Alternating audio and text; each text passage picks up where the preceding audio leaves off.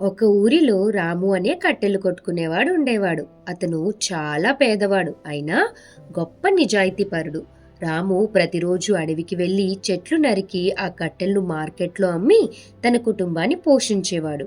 ఒకరోజు అతను నది దగ్గర చెట్టును నరుకుతూ ఉండగా పొరపాటున తన గొడ్డలి చేతిలోంచి జారి నదిలో పడిపోతుంది. ఆ నది చాలా లోతుగా ఉండటం వల్ల గొడ్డలి అడుక్కు చేరిపోతుంది. ఇంక రాము దుఃఖంలో మునిగిపోయాడు.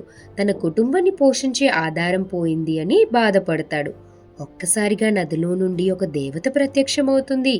రాముతో ఎందుకు ఏడుస్తున్నావని ప్రశ్నించింది. రాము జరిగిందంతా తనకి చెప్తాడు. దేవత నదిలోకి వెళ్ళి ఒక బంగారు గొడ్డల్ని తీసుకొచ్చి, ఇదేనా నీ గొడ్డలి అని అడుగుతుంది. రాము ఆ గొడ్డల్ని చూసి అది నాది కాదు అని అంటాడు. దేవత మళ్ళీ నీటిలోకి వెళ్ళి మెరిసే వెండి గొడ్డల్ని చూపిస్తుంది. రాము అది చూసి ఆ గొడ్డలి తనది కాదు అని చెప్తాడు.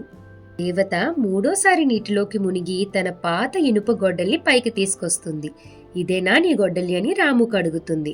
రాము తన గొడ్డల్ని చూసి చాలా సంతోషపడతాడు. అవును, అదే నా గొడ్డలి అని ఆనందంతో చెప్తాడు.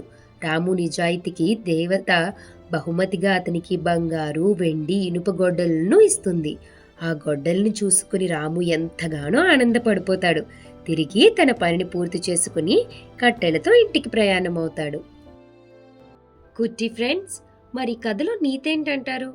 నిజాయితీ మరియు నమ్మకంతో జీవించేవారు ఎప్పుడూ విజయాన్ని పొందుతారు. కొంచెం లేట్ అయినా నిజాయితీ ఎప్పుడూ మంచే చేస్తుంది. మీరందరూ కూడా నిజాయితీగా ఉంటారు కదూ? మరి ఇంకెందుకు ఆలస్యం? ఇంకా ఇలాంటి మంచి మంచి కథల్ని వినాలనుకుంటున్నారా? మన కుట్టి కథలు యూట్యూబ్ ఛానల్ సబ్స్క్రైబ్ చేసేయండి. మరి ఇంకొక మంచి కథతో మీ కుట్టి త్వరలోనే మీ ముందుకు వస్తుంది. అంతవరకు బాయ్, మరి మళ్ళీ కలుసుకుందాం. కుట్టి కథలు.